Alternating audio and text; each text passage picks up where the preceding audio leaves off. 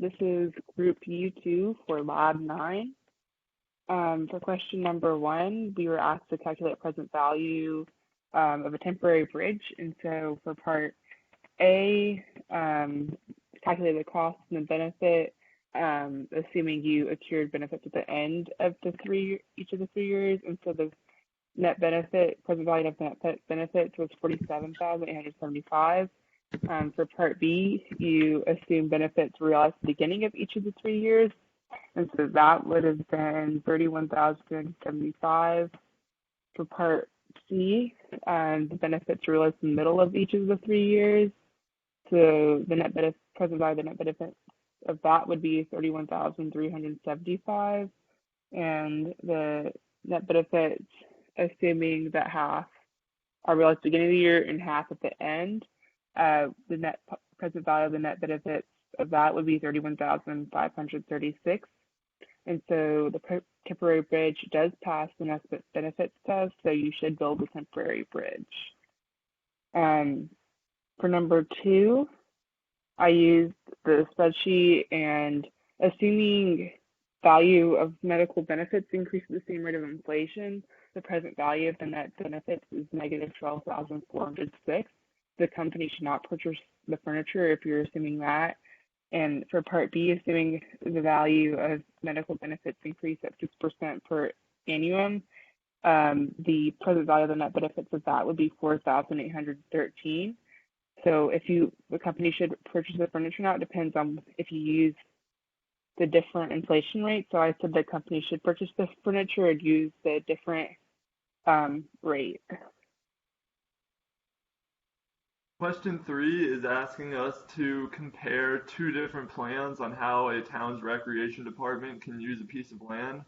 One is turning into basketball courts with an expected life of 8 years, while the other one is a swimming pool with an expected life of 24 years. We calculated the net present value and the net present benefits of each of the plans and found that the pool project does have higher net benefits with a real discount rate of 5%. For question number 4, we were asked to find the net present value at 2 different discount rates for a piece of land that the Environmental Protection Agency of a country would like to lease. At a discount rate of 4%, over the 20 years, the net present value is $394,935, while at a discount rate of 2% over the 20 years, the net present value is $670,215. So question 5 builds on question 4, and we're still using a discount rate of 4% here. And so for part A of this, we had the cost of $2 million, which is the purchase price of the land, and that doesn't have to be discounted. For the benefits, we have an perpetuity at $110,000 discounted at 4%. That's $2.7 million. And so netting the two together, we get a net benefit of $750,000. Part B, we assume that there's also now a 2% annual growth rate. So the cost stays the same, but then the benefits have to be grown at 2% as a perpetuity. So that goes to $5.5 million, and then the net benefits ends up being $3.5 million. For question 6, this asks us about the costs and benefits for New York as they're considering to build a new recreation center. So here for part A, we are using a discount rate of 6% and a growth rate of 4%, which was the analyst's predictions. For costs, we have the upfront cost of construction, which is $12 million. That doesn't have to be discounted. And then the second cost we have is the operational expenses, which has to be discounted back at 20 years as an annuity. And so that comes out to $8.6 million. For the benefits, we have the scrap value of $4 million. That is out 20 years. So we discount it back 20 years at a discount rate of 6%, and that comes out to $1.2 million. And then we have the growing annuity of the social benefits at $1.2 million, which grows at 4%, and so that becomes $19 million. So adding the benefits and subtracting the costs, we come out to a net benefit of negative $347,000.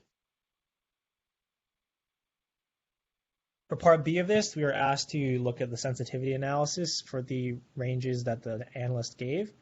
So we looked at the lower bound as well as the upper bound.